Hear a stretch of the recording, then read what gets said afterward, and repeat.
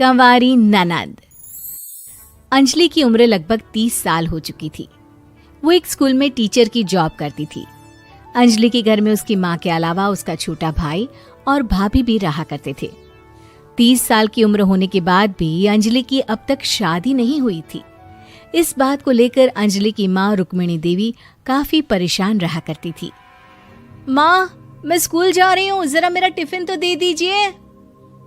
अब क्या पूरी जिंदगी मैं तुझे टिफिन बनाकर देती रहूंगी?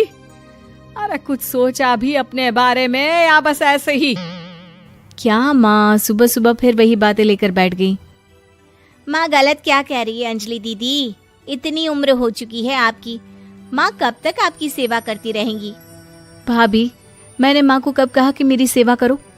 वैसे भी अपना टिफिन मैं खुद तैयार कर लेती हूँ, बस टेबल से उठाकर देने को ही तो कहा था। वैसे अंजलि दीदी, देखा जाए तो टिफिन उठाकर देने की उम्र तो आपकी है।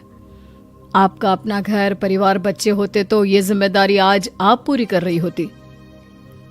एक बात मेरी समझ में नहीं आती, अगर मेरी शादी नहीं हुई तो इसमें मेरी क्या गलती है और तुम सब लोग मेरे पीछे क्यों पड़े रहते हो? अरे कुछ कहना क्या पीछे पड़े रहना होता है? अपने छोटे भाई को देख, तुझसे 3 साल छोटा है लेकिन 2 बच्चे खेल रहे हैं आंगन में। मुझे आप लोगों की कोई बात नहीं सुननी, जा रही हूँ मैं। और आप में से किसी को मेरा कोई काम करने की जरूरत नहीं है, मैं खुद संभाल लूंगी। इतना कहकर अंजलि वहां से चली जाती है। शाम को जब अंजलि अपने स्कूल से लौटकर घर वापस आती है तो उसने देखा कि पड़ोस वाली निर्मला चाची वहां पर बैठी हुई थी। क्या बात है अंजलि बिटिया, नौकरी करके वापस आ गई? जी चाची जी, कैसी हैं आप? मैं तो ठीक हूँ बेटा, तुम बताओ शादी के बारे में कुछ सोचा या नहीं? अरे रहने दीजिए ना, इससे तो शादी की बात करना ही बेकार है। कुछ भी कहो तो गुस्सा करती है, बात बात पर आंखें दिखाती है। माँ, आप ऐसा क्यों कह रही है? मैंने कब आप पर गुस्सा किया? अरे अंजलि बेटा, तुम्हारी माँ ठीक ही तो कहती है। 30 की होने आई हो, अब तुम्हें भी शादी वादी कर लेनी चाहिए। चाची जी, आप तो ऐसे कह रही हैं जैसे शादी करने से मैंने मना किया हो। रहने दीजिए निर्मला चाची, हमारी अंजलि दीदी को अभी तक उनकी पसंद का दूल्हा नहीं मिला ना, इसीलिए वो शादी नहीं कर रही। भाभी, ऐसी कोई बात नहीं है। अरे तो फिर क्या बात है? तुम्हारी माँ ने तुम्हारे लिए इतने रिश्ते ढूंढे लेकिन तुम्हें कोई पसंद ही नहीं आता। क्या है ना चाची जी, हमारी ननद रानी नौकरी जो करती है ऐसे ही थोड़ी ना किसी को पसंद कर लेंगी। अरे भाई, नौकरी का घमंड है तो बात अलग है, कोई और बात हो तो बताओ, कोई रास्ता निकाला जाए। नहीं नहीं चाची जी, कोई बात नहीं है, बस मुझे अभी तक अपनी पसंद का कोई मिला नहीं है। सुन लिया आपने, इस लड़की के तो पर निकल आए हैं और इतनी उम्र में अपनी पसंद का कोई मिलेगा भी नहीं इसे। माँ, आप मेरी शादी को लेकर हमेशा मुझे ताने क्यों मारती रहती हैं? अपनी माँ की बातें तो ताने लगती है। ताने हैं? बताओ, मैंने कुछ गलत कहा क्या? देखो, ये सब छोड़ो, मेरी दूर की बुआ का बेटा है, उसकी अभी शादी नहीं हुई है, उम्र होगी कोई 34-35 साल। आप कहें तो बात आगे बढ़ाऊं? अरे हाँ हाँ, क्यों नहीं, ये भी कोई पूछने की बात है। अरे जल्दी से लड़के को यहाँ बुला लो। माँ, आप मुझसे पूछे बिना मेरी शादी की बात करने जा रही हैं और मेरी उम्र 30 भी पूरी नहीं हुई है। निर्मला चाची कह रही है कि वो लड़का 35 साल का है।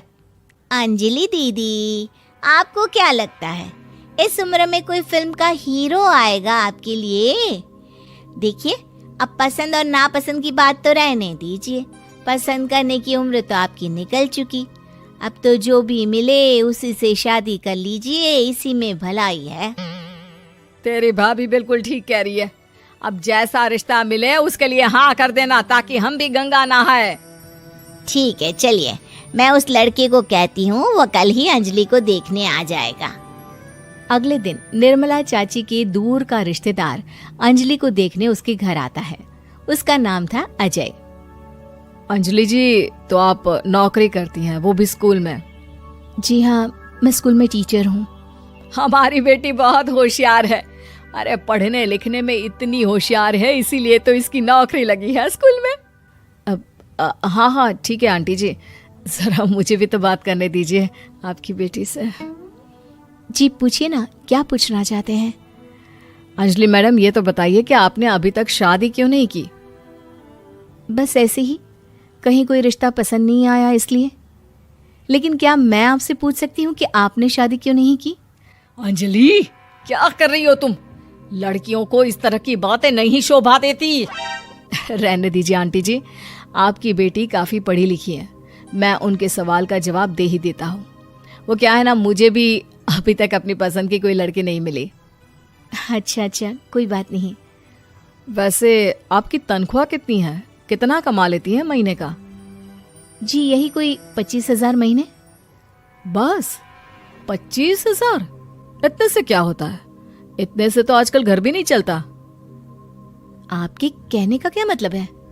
अरे मैं तो ये सोचकर आया था कि नौकरी वाली लड़की है, आराम से 40,000 कमाती होगी। माफ कीजिएगा, आपका और मेरा रिश्ता नहीं हो सकता।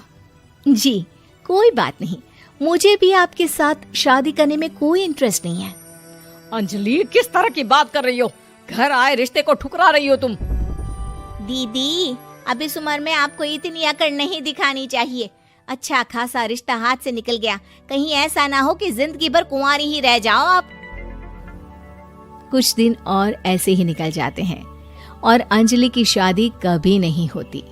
अंजलि के परिवार वाले बिंदास उसे ताने मारते रहते हैं, लेकिन अंजलि एक बड़ी नौकरी की तैयारी करती है और उसमें सिलेक्ट होने के बाद अंजलि को एक बहुत बड़ी नौकरी मिल जाती है। अब तो दीदी के नखरे और भी ज्यादा बढ़ जाएंगे भाई, अब तो इतनी बड़ी नौकरी जो लगी है, अब इनकी शादी होने से रही। माँ, मुझे नौकरी के लिए दूसरे शहर जाना पड़ेगा। आप जानती हैं ये बहुत बड़ी जॉब है और इसमें पैसे भी बहुत ज्यादा मिलेंगे। अच्छा, कितने पैसे मिलेंगे बेटा? माँ, मुझे हर महीने 90,000 सैलरी मिलेगी। क्या? अरे वाह वाह, ये तो बहुत अच्छी बात है। लेकिन फायदा क्या? कितने भी पैसे मिले, शादी तो हुई नहीं ना तुम्हारी।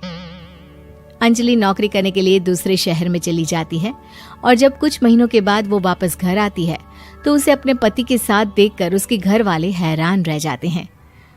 अरे अंजलि, तूने शादी कर ली और हमें बताया तक नहीं।